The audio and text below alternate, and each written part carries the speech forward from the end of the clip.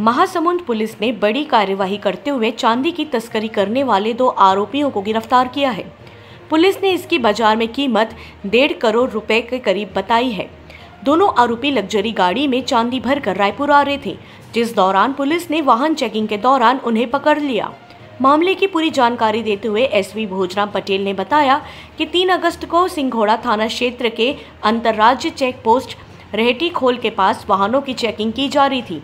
Checking के दौरान ही ओडिशा की तरफ से आ रही सफेद रंग की तेज रफ्तार रेनॉल्ट डस्टर कार रुकवाकर उसकी चेकिंग की गई।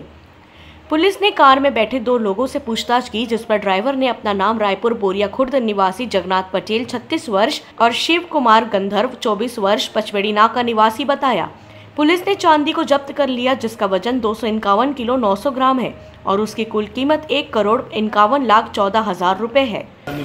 जैसा कि आप सभी लोगों को पता है कि हमारी पुलिस का ध्येय वाक्य है महासमुंद पुलिस का विश्वास, विकास एवं सुरक्षा।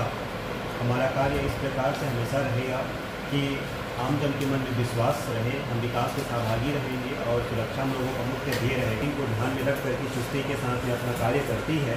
इसके तहत हम लोगों ने अपने पूरे जिले में अलग अलग क्षेत्रों में नाकेबंदी पॉइंट लगाए हैं, ताकि अगर किसी भी प्रकार की अवैध चीज़ हो, चाहे